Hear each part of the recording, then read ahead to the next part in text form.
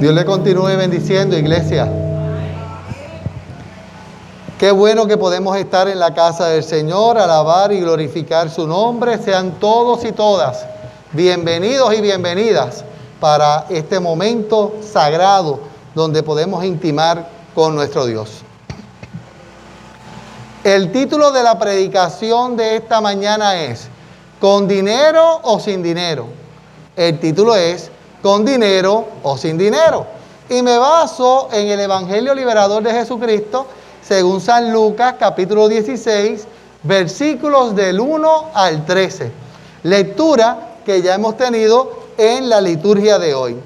Yo no sé si usted sabe, pero existe una ranchera mexicana muy famosa que habla sobre este tema del dinero. ¿La ha escuchado? El coro es bien famoso porque en una parte dice llorar y llorar. ¿Se acuerda de ella? ¿Con dinero o sin dinero? Hago siempre lo que quiero. Y mi palabra es la ley. Esa, oye, se la saben. Y el Salmo 150 también se lo saben. Ah, muy bien, muy bien. Oiga, pero ¿sabe qué interesante? Jesús, el Jesús histórico, también nos habla sobre el uso del dinero. Pienso, hermanos y hermanas, que hay dos formas de canalizar las situaciones difíciles. Una forma es la correcta y la otra forma la incorrecta. La forma incorrecta se basa en el robo, en el engaño, en la manipulación.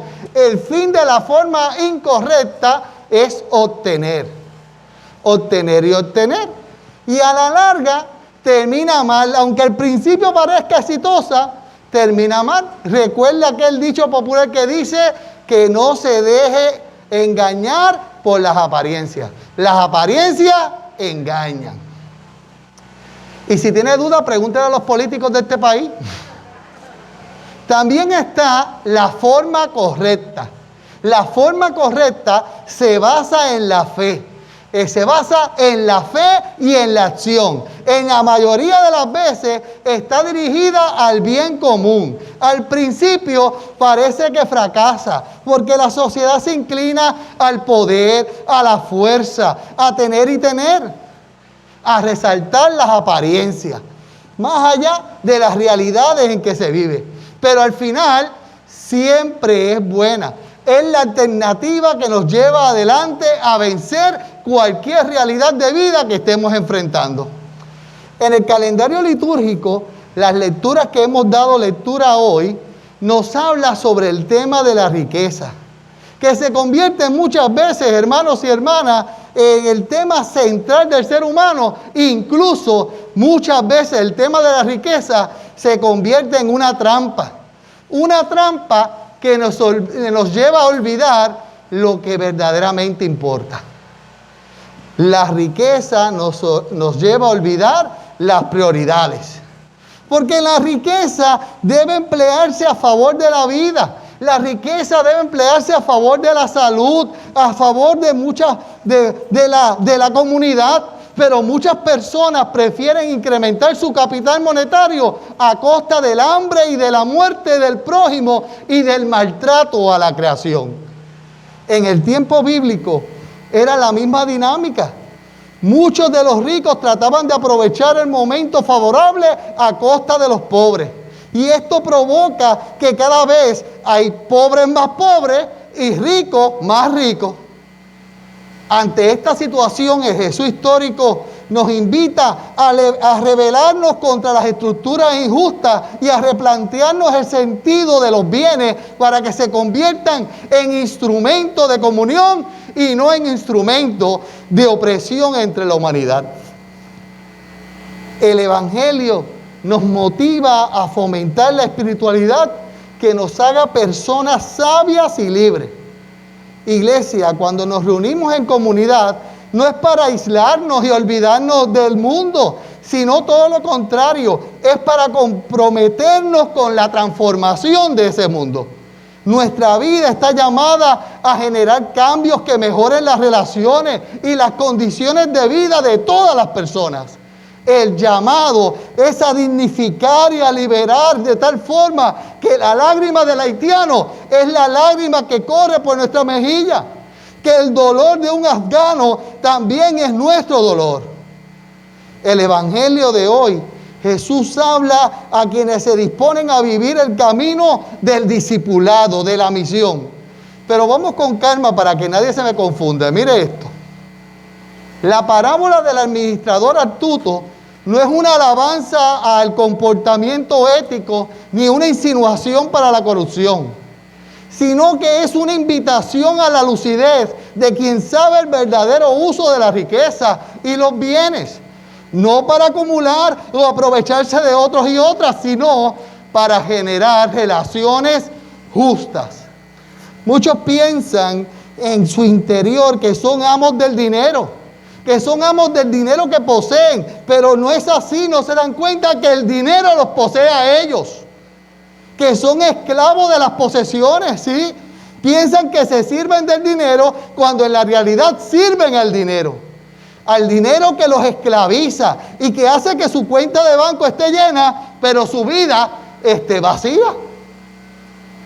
El dinero los hace esclavos. Los hace esclavos, pues se convierte en el amo absoluto de su vida, porque todo lo que hacen es para acumular. Se convierte ese dinero en un Dios que reclama culto las 24 horas del día. Y el afán no nos deja ni dormir de noche, ni vivir de día. Oiga, por eso Jesús es muy claro. No se puede adorar a Dios y al dinero, porque al fin y al cabo solo somos simples administradores de los bienes que Dios nos ha confiado. Y el último día nos iremos como llegamos, sin posesiones. La pregunta teológica profunda y medular es: ¿somos buenos administradores de los bienes de Dios? ¿Cuidamos la vida o la maltratamos? ¿Usamos la riqueza eficazmente? No me conteste, analice por un momento, reflexione. La sociedad en tiempos de Jesús histórico era muy diferente a la contemporánea. Porque fíjese, solamente las familias poderosas y de grandes poderes económicos, los terratenientes, podían acumular monedas de oro y plata. Los campesinos, por otra parte, no tenían casi nada. Apenas podían tener alguna moneda de bronce o cobre que no valía mucho. Es más, muchos vivían sin dinero y se sostenían de intercambio de productos. En esa sociedad, Jesús habla del dinero y habla con toda libertad, porque su vida itinerante, sin tener dónde poner la cabeza, se lo permite. Jesús sabe de lo que está hablando y habla por amor a los pobres. Y habla con pasión por la justicia. Y habla para defender a los excluidos. Jesús habla del dinero injusto. Y al parecer la riqueza de aquellos poderosos era injusta, porque estaba basada en la corrupción. Algo así como las campañas políticas donde hay dinero, todo el dinero es como subterráneo, que todo el mundo da y nadie dice que dio. Al parecer, los poderosos que estaban en el tiempo de Jesús histórico, en aquel sistema de honor y vergüenza, ellos no compartían con los pobres y no compartían con los hambrientos, porque los hambrientos y los pobres estaban en la vergüenza y ellos estaban en el honor. Y para seguir subiendo, había que pisotear a los que estaban en vergüenza. Ante este contexto, Jesús le dice a los ricos de su tiempo, le dice: emplear vuestra riqueza injusta en ayudar a los pobres. Porque al parecer, hermanos y hermanas, toda la producción de aquel tiempo era bajo la marginación. Y Jesús sigue diciendo: ganaos su amistad compartiendo con ellos vuestros bienes. Ellos serán vuestros amigos. Y cuando al final de la vida el dinero no os sirva ya de nada, ellos los acogerán en la casa del Padre. Se me parece esto a una frase de Facundo Cabral que dice: si los malos supieran qué buen negocio es ser bueno, serían buenos aunque fuera por negocio. Mire, mi hermano y mi hermana, la palabra de Jesús no fueron acogidas con agrado. Recuerden que los oyentes, en esos oyentes, habían fariseos que eran amantes de la riqueza y se burlaban del maestro. Los fariseos y algunos religiosos de nuestros días habían convertido la fe en un negocio piramidal. Por eso no podían entender al maestro y no le interesaba oír a Jesús. No le interesaba que Jesús hablara del dinero. Para ellos solo le preocupaba conocer y cumplir fielmente la ley, aunque el cumplimiento de esa ley marginara a los diferentes y siguiera explotándolo. Para ellos la riqueza era sinónimo de bendición divina. Si tenían, era porque Dios lo había bendecido. Mire qué interesante, amada iglesia.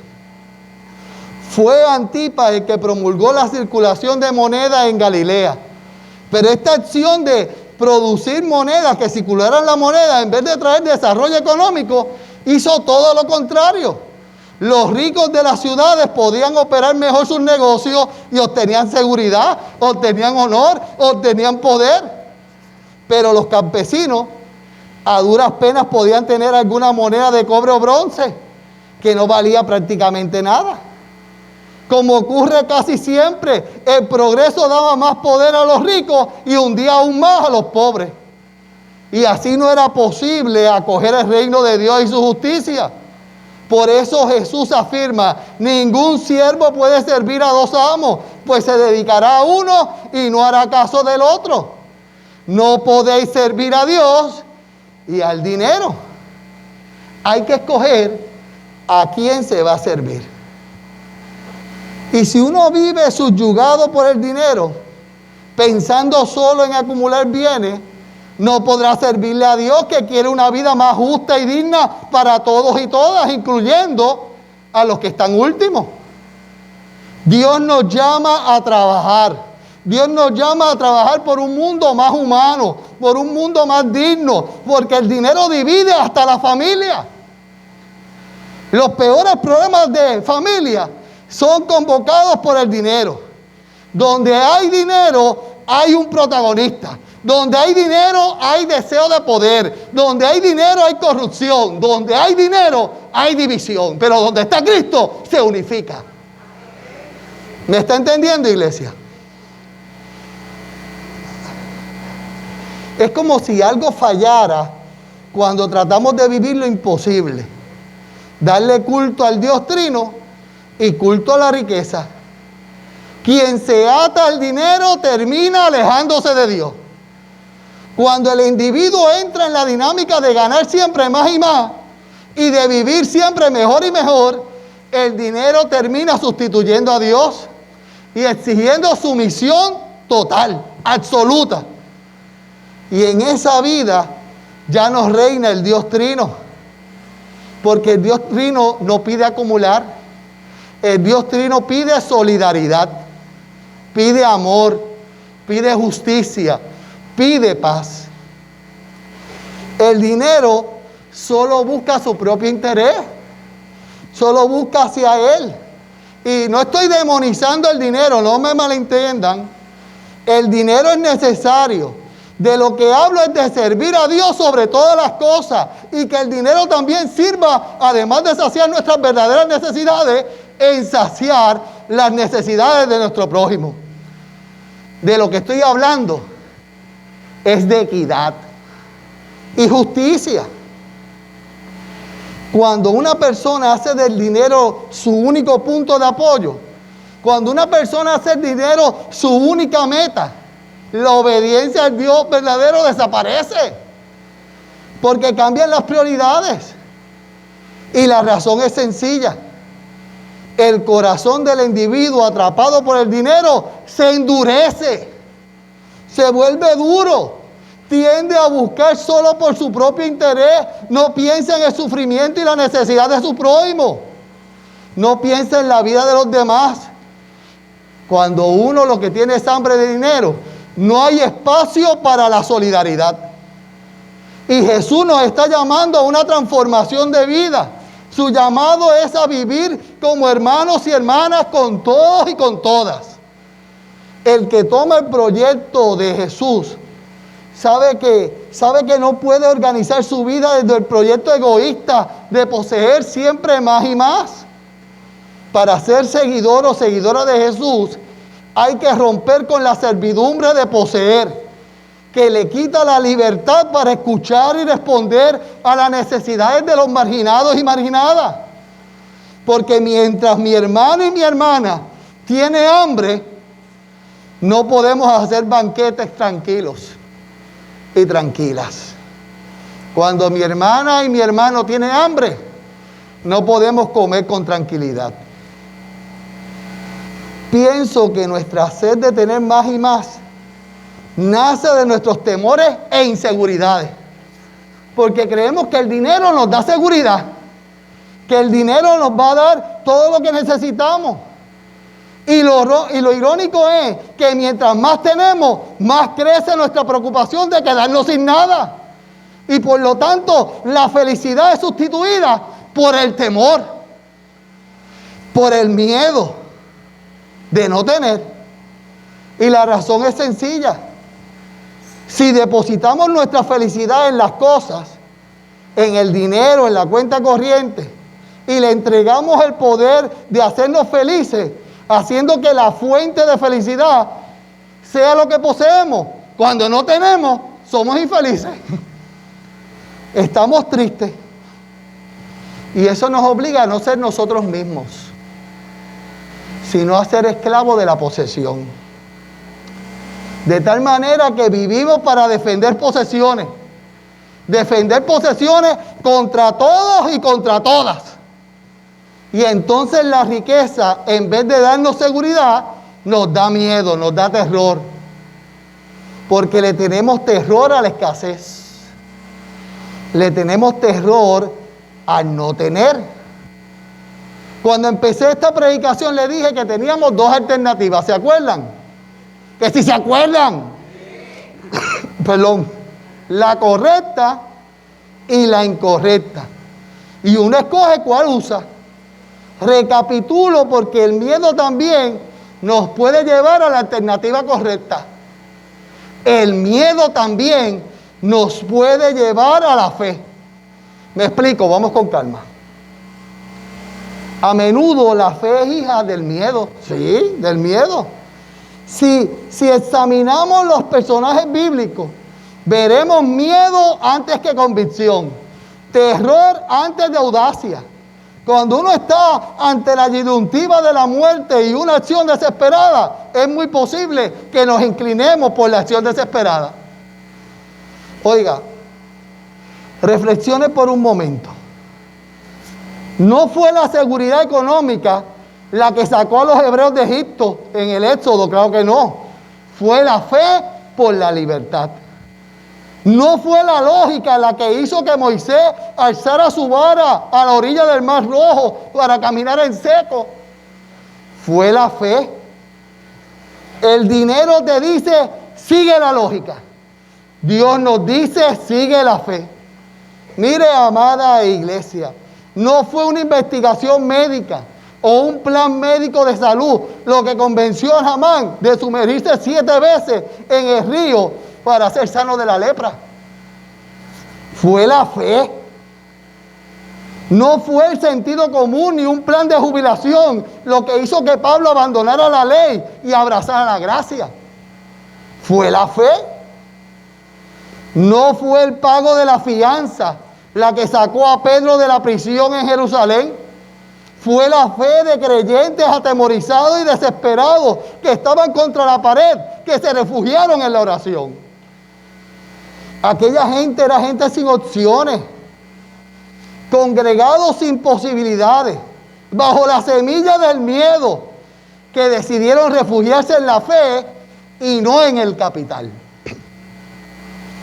Si analizamos, nos daremos cuenta que los bolígrafos y las biografías de los personajes bíblicos, si uno va analizando esa historia de los discípulos y las discípulas, los valerosos, los fieles, usted se dará cuenta que comienza con un capítulo de miedo sincero, miedo a la muerte, miedo al fracaso, miedo a la soledad, miedo a una vida desperdiciada.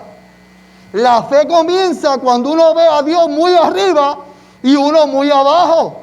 Y sabe que no tiene la fuerza ni los recursos para subir. Porque ahí se da cuenta que lo que yo tengo no me puede llevar a la plenitud. Que necesito la fe.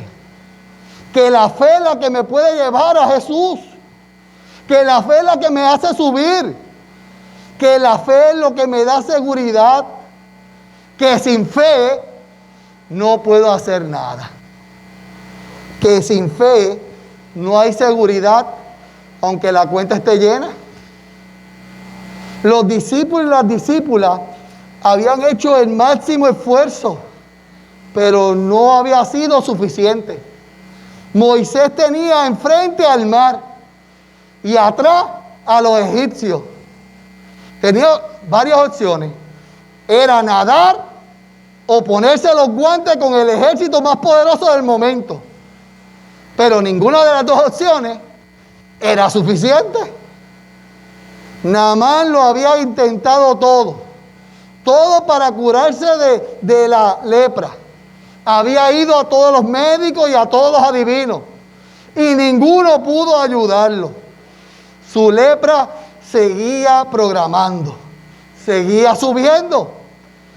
Oiga, viajar muchos kilómetros para bañarse en un río sucio no tenía mucho sentido. Porque en la ciudad de Naamán habían ríos cristalinos.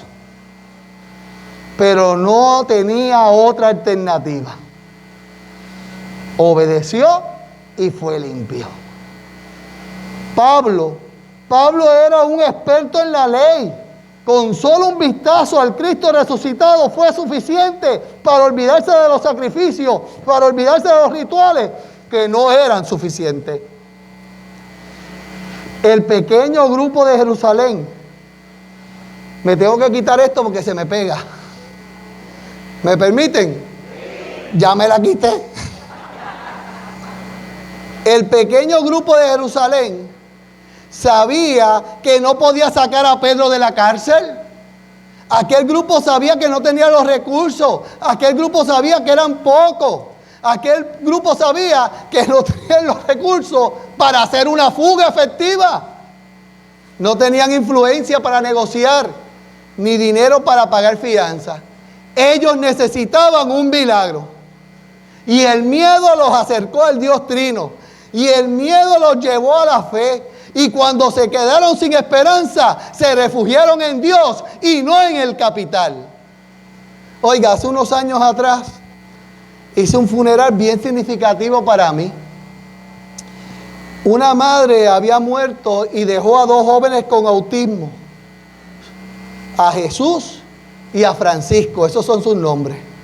Y mientras yo hacía el funeral, veía como Francisco y Jesús, que no hablan mucho, se apoyaban en su padre y lo abrazaban. Y el padre le decía una y otra vez: todo va a estar bien. Todo va a estar bien. Algo le decía a Francisco y a Jesús, que el lugar más seguro para ellos ante la pérdida, ante la incertidumbre y ante la desesperanza era abrazar a su padre. Oiga, y todavía hoy lo abrazan. Soy testigo de eso todas las mañanas en la escuela Trina de San. Jesús y Francisco llegan a la escuela abrazados de su padre. Voy.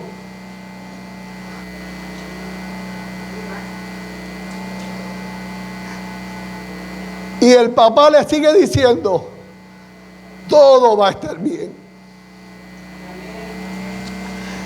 Creo, amada iglesia, que hoy Dios nos está diciendo lo mismo ante nuestros miedos, ante nuestras situaciones. Hoy el Dios Trino ante tu realidad te está diciendo: todo va a estar bien.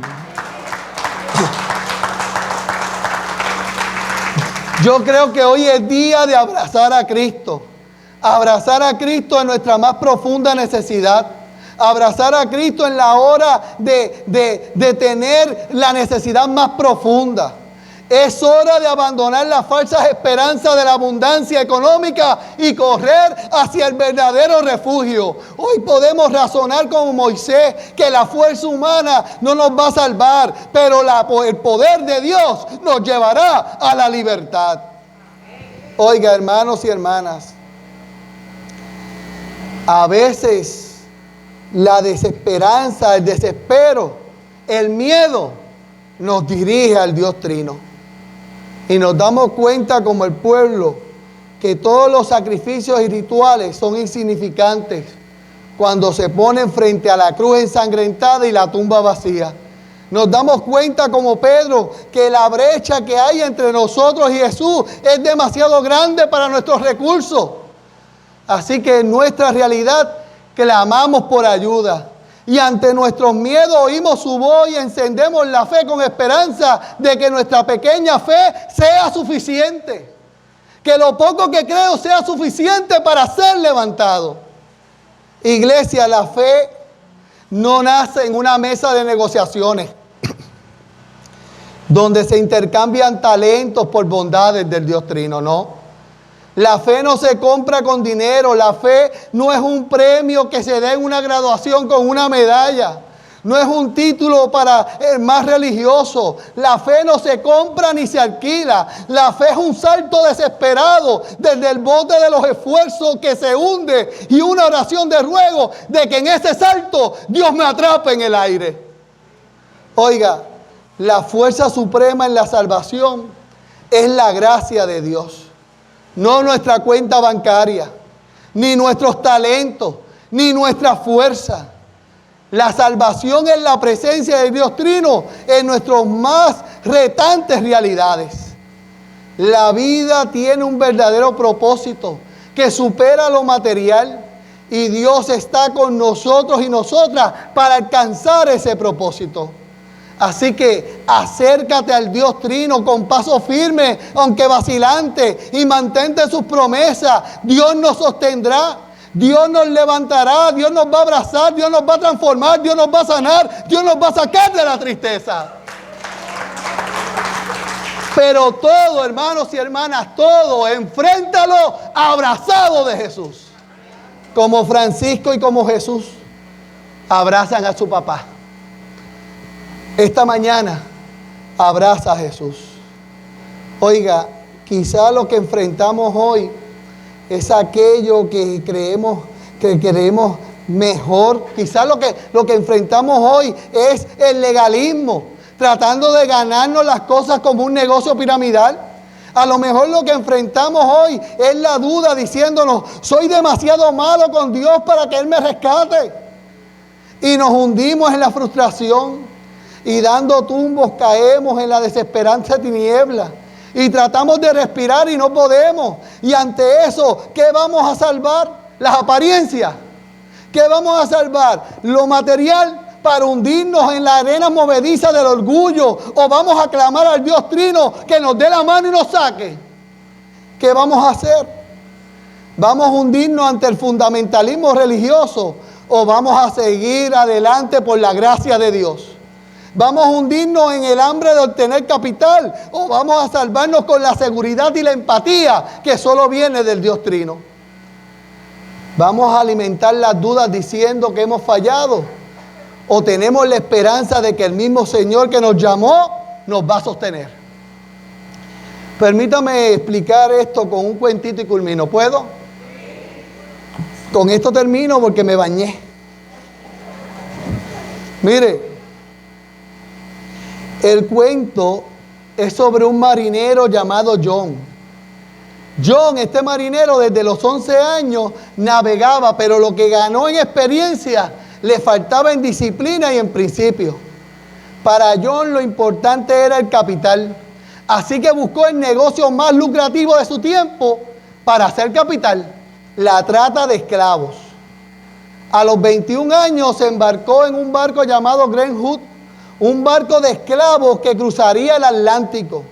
Y John en ese viaje se burlaba de los pobres esclavos, ya que para él eran mercancía de comercio. Pero una noche de viaje, se desató una gran tormenta. Y aquella noche era que las olas se elevaban y golpeaban fuertemente al barco. Y en un segundo lo llevaba a la cresta de la ola y al siguiente lo lanzaba a las profundidades. El imponente barco de esclavos parecía un barco de papel ante la fuerza del Atlántico. Y John veía cómo su cabina se inundaba y ya no sabía qué hacer. El barco, la mitad del barco había colapsado. Y John trabajó toda la noche durante 9 horas con las bombas para salvar aquella nave que no se hundiera. Pero era causa perdida, como dice Glenn Monroe en la canción. Finalmente, cuando ya no tenía esperanza, cuando sabía que ni el dinero, ni los negocios que producen capital podían salvar su vida, se arrodilló en la cubierta inundada y rogó diciendo: si estamos condenados a morir, entonces, Señor, ten misericordia de todos nosotros. John rogó hasta por la vida de los esclavos. Cuando la muerte susurra el oído, las prioridades cambian. John no merecía la misericordia, pero la obtuvo. El barco maltrecho y su tripulación sobrevivieron. Y John nunca olvidó la misericordia de Dios. No olvidó la misericordia que Dios mostró a su vida aquella noche. Aquella noche él fue transformado. De tal manera que luego retornó a Inglaterra, donde dejó de comercializar esclavos por una carrera menos lucrativa. Por una carrera que no dejaba dinero. Su prioridad ya no era la riqueza. Se convirtió en compositor y escribió un himno que todavía cantamos hoy, que en su forma original dice: oh, gracia admirable, dulce es, que a mí pecador salvó. Perdido estaba yo, mas vine a sus pies. Fue ciego, visión me dio. Sublime gracia. Además de los otros himnos que escribió, fue un predicador del evangelio por casi 50 años. Lo que había comenzado como una oración de miedo, terminó como una vida de fe. Durante sus últimos años, alguien le preguntó acerca de su salud y él confesó que se le olvidaban muchas cosas, que ya no tenía memoria. Fue la respuesta de John, pero que había 2 cosas que no había olvidado. Y las 2 cosas eran: soy un gran pecador y Jesús es un gran salvador. La pregunta teológica profunda y medular es: ¿qué es lo que necesitamos recordar? ¿Qué es lo que usted necesita recordar? ¿Qué es lo que yo necesito recordar? ¿Qué otro conocimiento necesitamos? El dinero no cambia corazones. El dinero no da salvación. El dinero no compra la felicidad.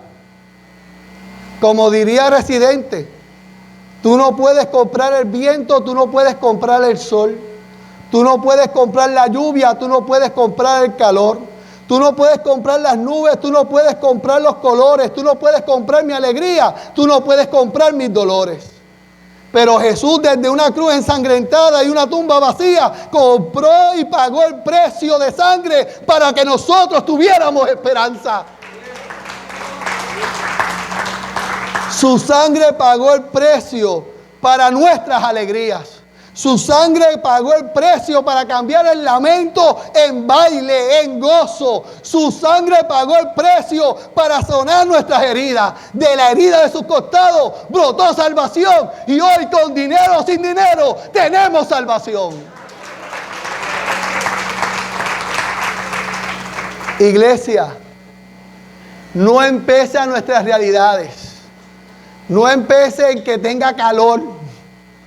No empiece en que no tengamos utilidades. No empiece que la alacena esté vacía. Sigamos caminando. Demos la gloria a Dios porque tenemos vida. Demos la gloria a Dios porque Él es el único que se la merece. Adoremos al Salvador y caminemos para dibujar un nuevo sendero de esperanza. Para que aquellos que se sientan sin nada tengan la esperanza de un Cristo vivo. Porque aquí en este templo se respira esperanza. En este templo se respira salvación. En este templo lo tenemos todo porque tenemos a Dios. ¡Que viva Cristo! Que viva la iglesia, que viva la esperanza. Dios te bendiga y Dios te guarde.